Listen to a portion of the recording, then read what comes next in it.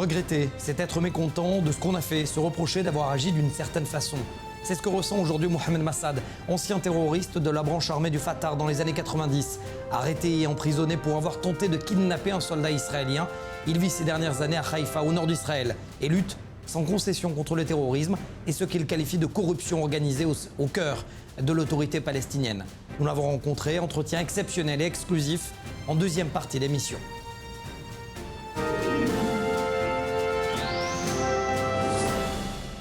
Mais on commence avec deux infos qui ont un dénominateur commun, l'Iran. Après la découverte d'engins explosifs à la frontière entre la Syrie et Israël sur le Golan, on voit ici les images des mines antipersonnelles et de la découverte des engins du génie militaire au même endroit que d'autres charges explosives avaient été découvertes dans la zone Alpha entre la Syrie et Israël. Eh bien, le ministre de la Défense, Benny Gantz, avait prévenu. Écoutez-le. La Syrie est responsable de ce qui se fait depuis son territoire, comme par exemple cette charge explosive. Elle est responsable de ce qui se fait dans son territoire, comme les convois d'armement à destination du Hezbollah. Cela ne peut pas continuer. Nous ne pouvons pas faire comme si de rien n'était. Chose faite, raid dans la nuit de mardi à mercredi contre les forces Quds iraniennes et de l'armée syrienne. Voici la liste des cibles visées. Frappe contre des centres de commandement. Quartiers généraux des forces Quds iraniennes à l'aéroport international de Damas. Sites secrets pour la première fois qui servent les intérêts des hauts responsables iraniens en Syrie. Ces sites ont été frappés donc. Deuxième division des forces syriennes responsables de la zone du Golan utilisée par les forces Quds iraniennes.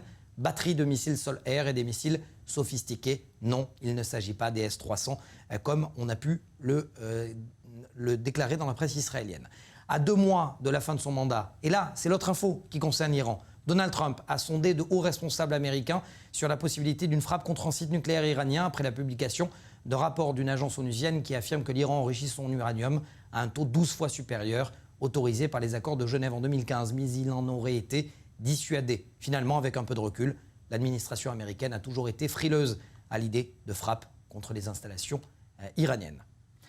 Abou Mohamed al-Masri, numéro 2 d'Al-Qaïda, aurait été éliminé par des agents du Mossad en plein cœur de Téhéran en août dernier.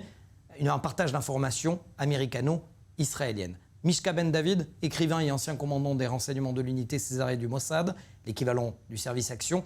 Quel est le degré de coopération entre la CIA et le Mossad ?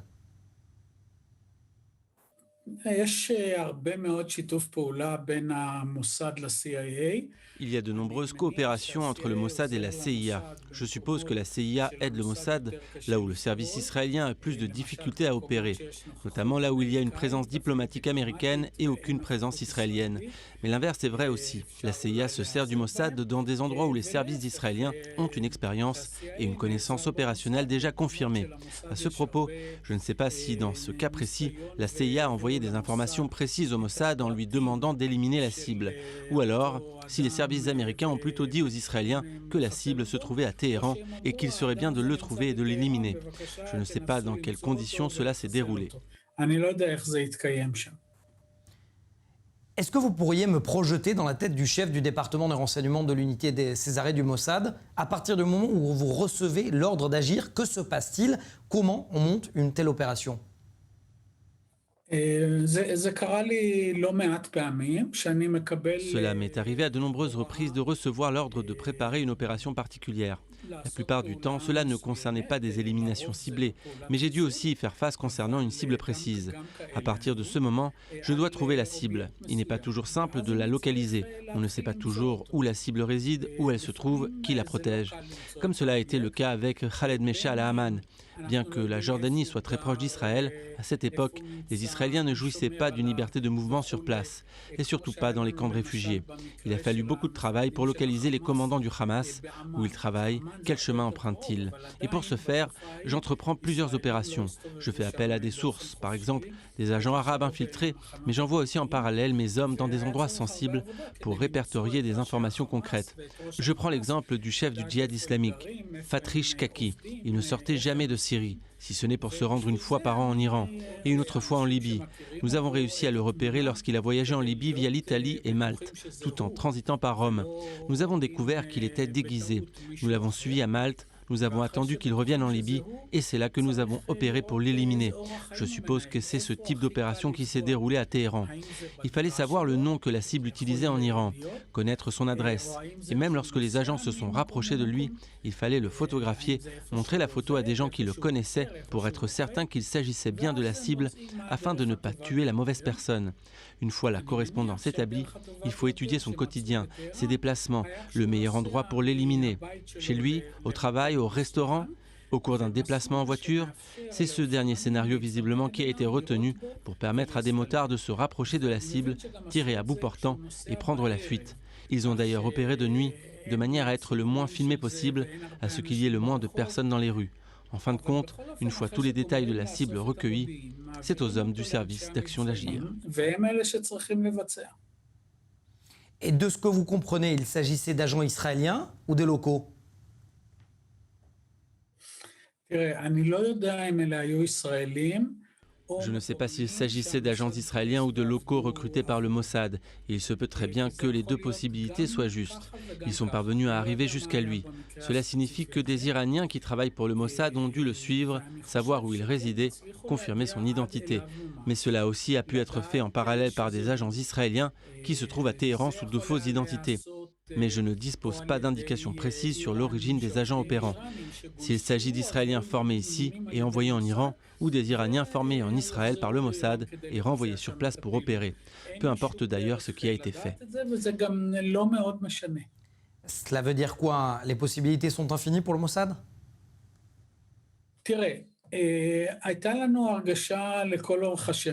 Nous avons toujours eu l'impression au cours des dernières années que le Mossad était capable de réussir toutes les missions qui lui incombent. Mais cela arrive, et même dans les missions les plus simples, qu'il y ait un problème opérationnel imprévu. Et cela a déjà arrivé. Une vieille femme peut par exemple être sur sa terrasse en pleine nuit et voir des hommes dans le bâtiment d'en face en train de s'infiltrer par effraction dans un local et appeler immédiatement la police. On ne peut rien faire dans ce genre de cas.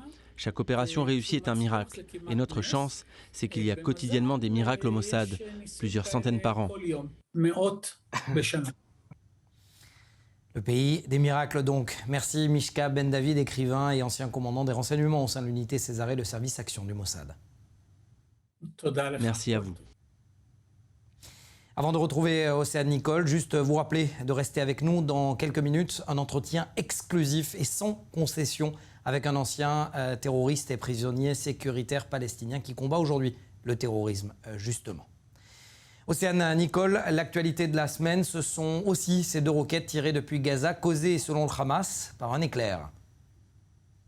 Tout à fait, Mathias, un sentiment de déjà-vu pour les habitants du sud d'Israël et notamment les habitants de la ville d'Ashdod qui se sont réveillés dans la nuit de samedi à dimanche avec la sirène, les prévenant qu'ils n'ont que 30 secondes pour rejoindre les abris et se mettre en sécurité. Au total, ce sont donc deux roquettes qui ont été lancées depuis la bande de Gaza. Aucune d'entre elles n'a été interceptée par le système antimissile d'Aube de Fer qui pourtant était en alerte. Aucune victime ni dégâts n'est à déplorer. Comme à son habitude, Mathias, l'armée israélienne a évidemment riposté en visant des positions du Hamas dans la bande de Gaza. Des avions de combat, des hélicoptères ainsi que des chars de Tsahal ont donc frappé plusieurs positions souterraines mais aussi militaires de l'organisation terroriste qui gouverne dans la bande de Gaza. C'est un regain de tension qui n'a pas vraiment surpris l'armée israélienne qui était prête à une attaque imminente puisque la semaine dernière marquait les 1 an de l'élimination de Baha Abu al-Atta,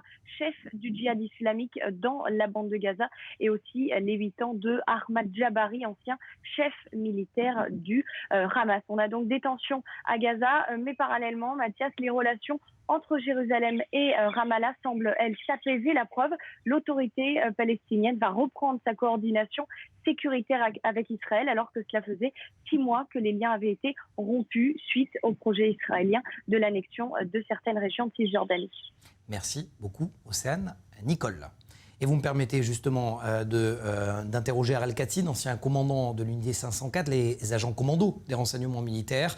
Harel, la presse israélienne a titré cette semaine « Tsahal, alerte rouge ». Est-ce que vous êtes d'accord?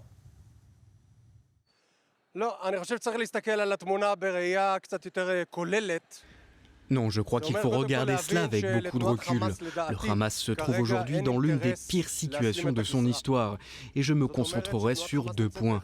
Le premier, le Covid-19 est en pleine propagation à Gaza et le nombre de malades ne fait qu'augmenter. Le deuxième, c'est le taux de chômage qui est en constante hausse. C'est pour cela que le Hamas, le mouvement de lutte islamique, se concentre aujourd'hui sur la gestion civile de Gaza et réalise que le territoire est en train de bouillir. Il comprend que c'est tendu, que la pression économique grimpe et donc qu'il n'y a pas d'intérêt à ce qu'il y ait un conflit. Je pense donc qu'il y a un silence de facto implicite entre Tsahal et le Hamas. Aucune des 2 parties ne veut un conflit. Est-ce qu'il n'y a pas un air de déjà-vu? Barack Obama avait tracé sa ligne rouge à l'époque et il n'avait rien fait en Syrie. Tsahal fait de même. S'il y aura des missiles sur le centre du pays, Tsahal attaquera et pourtant, visiblement, très peu ont été réalisés cette semaine. Je pense au contraire que Tsahal doit faire ce qui est dans l'intérêt du pays. Israël est actuellement très engagé dans la guerre contre le Covid-19, ce qui entraîne de nombreuses conséquences. Mais je ne pense pas que c'est le Hamas qui dicte à Israël où se situe la ligne rouge. Israël sait comment réagir, comment et où opérer. Je sais, j'entends que les frappes de Tsahal contre des sites du Hamas après chaque roquette sont qualifiées de symboliques. Je ne veux pas évoquer les derniers rapports des renseignements, mais eu égard à mon expérience, je sais très bien que Tsahal profite de ces frappes pour cibler des sites stratégiques du Hamas. Aucune frappe n'est symbolique. Je pense que le Hamas a été durement frappé au cours de ces dernières années par ces raids ponctuels. Je le répète, c'est Tsahal qui décide où est la ligne rouge. Donc pour vous, Ariel Katzin, pas d'élimination ciblée en vue?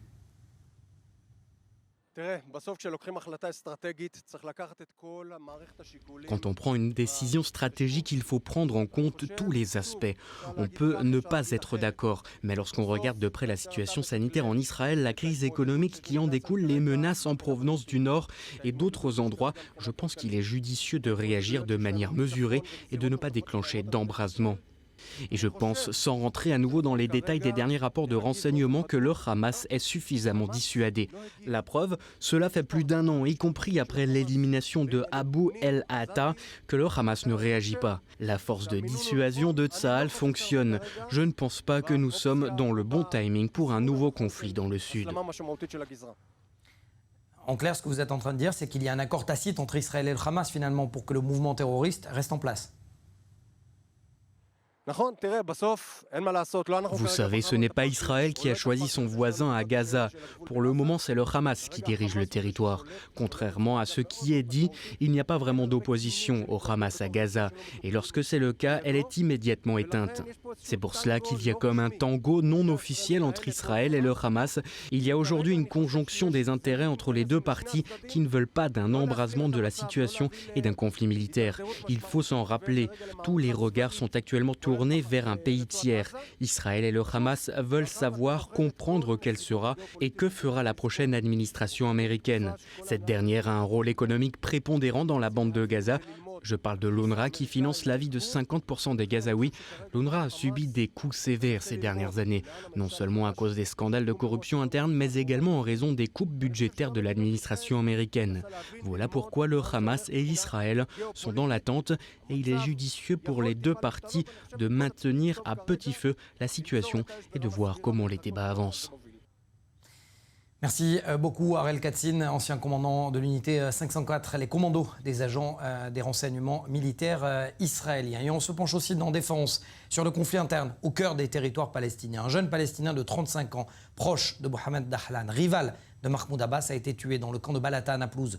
Océane Nicole et Eric Aldezos, juste après. Restez avec nous, un entretien exclusif avec un ancien terroriste palestinien.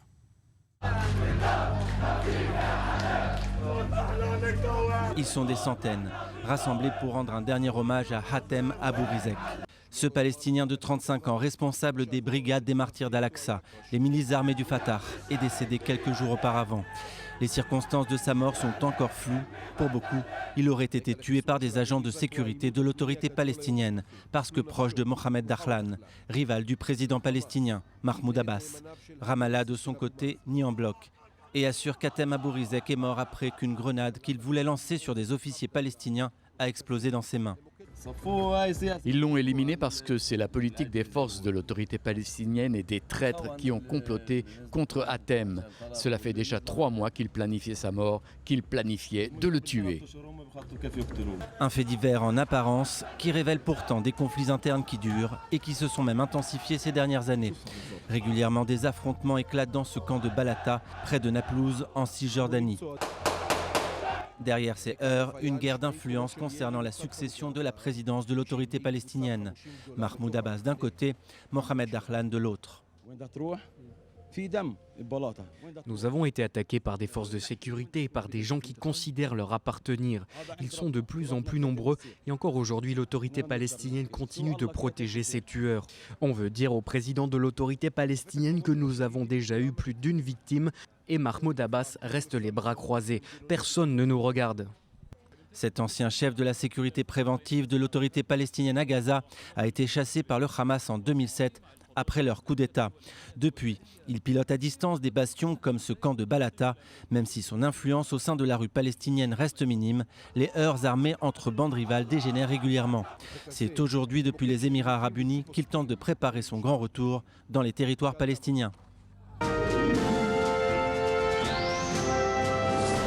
Mohamed Messaad, bonjour. Merci d'être mon invité. Si je vous présente comme un ancien terroriste, est-ce que cela ne vous vexe pas, ne vous dérange pas? Non, c'est la vérité. J'étais terroriste et je l'ai regretté. Et je me suis remis sur le droit chemin.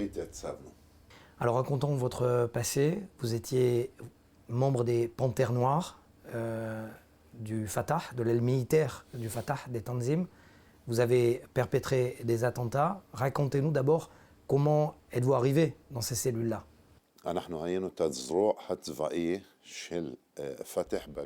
Nous étions la branche armée du Fatah dans les territoires dans les années 90.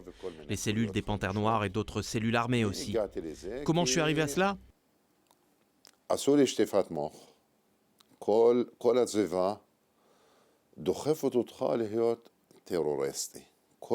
Un lavage de cerveau, tout simplement. Tout ton entourage te pousse à être un terroriste. Tout ce qui t'entoure. L'école, les livres, les mosquées, la rue. On te dit qu'il faut tuer tous les juifs, expulser tous les juifs de cette terre et jeter les juifs à la mer. C'est-à-dire qu'un terroriste, c'est un héros? Dans la société dans laquelle nous vivons, malheureusement, oui. C'est exactement la définition du terroriste. C'est le héros, le plus fort de tous. Vous auriez pu ne pas être en face de moi aujourd'hui, Mohamed. À un moment, vous rencontrez celui qui va changer peut-être votre vie. Yahya Yash, l'ingénieur du Hamas, le chef militaire du Hamas dans les territoires palestiniens, qui vous propose de porter une ceinture explosive ou alors de prendre une voiture bourrée d'explosifs et d'aller faire un attentat, et vous refusez. Pourquoi?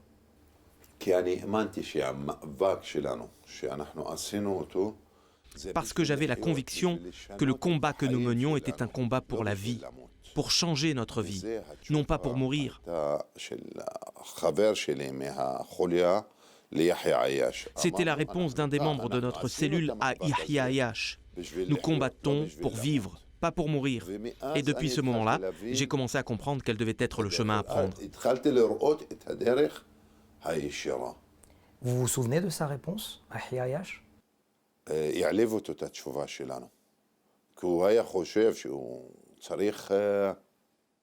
Notre réponse l'a vexé, à vrai dire, parce qu'il pensait que tout le monde devait exécuter ce qu'il ordonnait. Oui, il a été vexé. Il ne s'attendait pas à une telle réponse. Pour autant, vous continuez vos attaques contre des civils ou contre des soldats plus exactement, et vous êtes arrêté par le Shabak, les services de renseignement intérieur israéliens.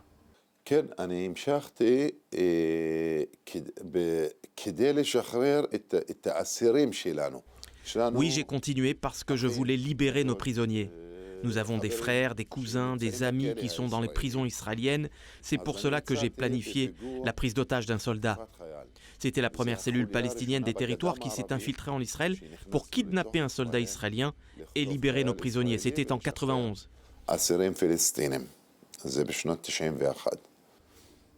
Vous n'y êtes pas arrivé. Vous n'avez pas kidnappé ce soldat. Non, c'est vrai, nous n'y sommes pas parvenus et nous avons été arrêtés, puis emprisonnés. J'ai été libéré grâce aux accords de paix. Ce sont les accords d'Oslo, d'ailleurs, qui vous permettent de retrouver la liberté. C'est bien cela? Oui, oui.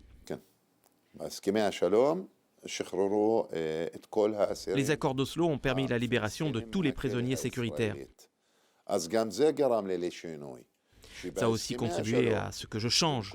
Il était question dans les négociations de paix de la libération de nos prisonniers. Je me suis dit qu'il n'y avait plus besoin d'attaques terroristes ni de kidnapping. Vous avez été jugé pour 7 ans et demi de prison. Vous êtes sorti au bout de 2 ans. Quand vous sortez, la première des décisions que vous avez, c'est de vous engager au sein des services de renseignement palestiniens, les Mouhabarat. Oui, au départ, j'ai été volontaire pour m'engager. C'est ce que nous voulions. Nous avons combattu pour avoir un État, une autorité, une armée et des forces de sécurité. Mais soudain, je me rends compte que tous ceux qui sont rentrés, tous ces cadres de l'OLP qui sont revenus de l'étranger, eh bien, ce sont des mafieux. Ils sont corrompus, ce sont des sous-hommes. Un exemple? Quand un officier vient te voir et que tu vois que la terre, les hommes, les civils lui importent peu, qu'il se moque de l'OLP, de la religion, des mentalités. Non, ce qui importe à lui, c'est l'argent. L'argent qui va dans sa poche et comment il va s'en sortir pour faire du business. Bien évidemment, via un réseau de corruption. Tu comprends alors que ce sont des mafieux, des gangs, des voleurs. Deuxième grande décision de votre vie, vous décidez de quitter les services de renseignement palestiniens. Sauf que cette fois, après la première décision, vous avez dit non à Hiyayash. Vous quittez donc ces services de renseignement palestiniens, mais eux ne vous lâchent pas et vont vous torturer. J'ai dit non à tous les cadres de l'OLP. Je me suis même tenu droit dans mes bottes devant Yasser Arafat et je lui ai dit ce que je pensais. J'ai appris à n'avoir peur de rien ni de personne. Je suis habitué à dire non. Je leur ai dit que tout ce qu'ils faisaient n'était pas bien. Mais mon nom ne leur a pas plu, évidemment. Cela ne leur a pas plu que des personnes comme moi commencent à les remettre en question. Alors ils ont monté un dossier sécuritaire contre moi, selon lequel j'étais un collaborateur d'Israël, que j'étais un traître qui travaillait pour les Israéliens. Ils m'ont torturé, ils m'ont interrogé pendant 23 jours dans les bureaux des Mouhabarat, les renseignements. Ils m'ont presque tué en frappant si fort, en m'insultant, en me torturant. C'était terrible. Mais j'ai finalement été disculpé. Je leur ai prouvé que je n'étais pas un traître. Je n'ai jamais trahi personne et je ne trahirai jamais mon propre peuple.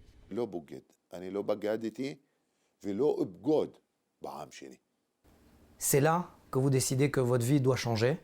Vous écrivez d'ailleurs, vous avez écrit un livre sur comment ne pas être terroriste. Racontez-nous. J'ai quitté ce monde-là. J'ai décidé de venir vivre en Israël.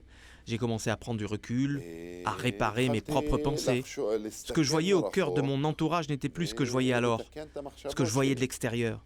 Quand tu changes de point de vue, tu vois les choses de manière plus simple. J'ai commencé à voir et à comprendre qu'il ne s'agissait pas que d'un business, d'un marché du sang des Palestiniens. Ce n'était pas un mouvement de libération. Ils ne s'occupaient pas de libérer le peuple palestinien. Ils passent leur temps à pousser leur propre peuple à la mort et à gagner ainsi de l'argent sur notre dos. Vous êtes parti en guerre contre l'autorité palestinienne aujourd'hui. Dans le livre que j'ai écrit de plus de 300 pages, j'ai prouvé que les attentats suicides sont contraires à l'islam, que ce n'est pas l'islam qui les impose. J'ai prouvé via le Coran et les sourates, et les cheikhs l'ont reconnu. Ça veut dire que le mot qital au djihad est faux, n'existe pas? Le qital et le djihad ne correspondent pas à la mort. Dieu ne nous a pas créés pour mourir. Il n'a pas envoyé le saint Mohammed pour qu'il nous pousse à mourir. Non, les commentaires qui ont expliqué le Coran se sont servis de la religion pour plébisciter le terrorisme. Aujourd'hui, vous êtes en guerre contre le terrorisme, mais vous êtes pour la paix. Avec qui? Avec qui faire la paix?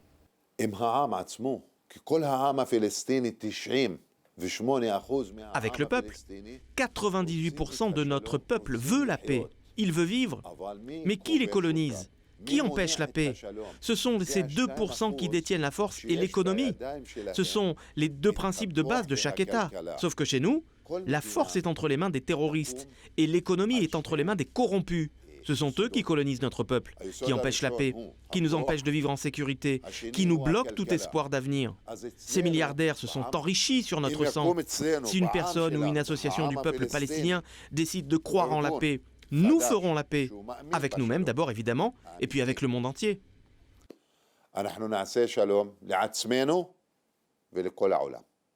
Et les Palestiniens qui disent que le terrorisme est le résultat de la présence israélienne dans les territoires. Vous leur répondez quoi?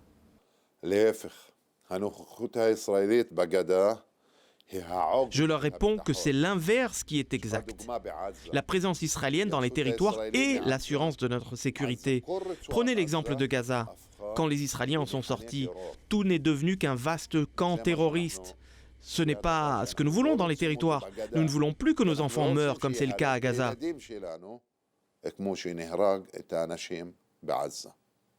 Mohamed Messaad, merci beaucoup d'avoir été mon invité. Ahlan ou sahlan. Merci beaucoup. Voilà pour cet entretien exclusif et exceptionnel pour Défense et pour la rédaction d'i24 News. Voilà, cette édition est terminée.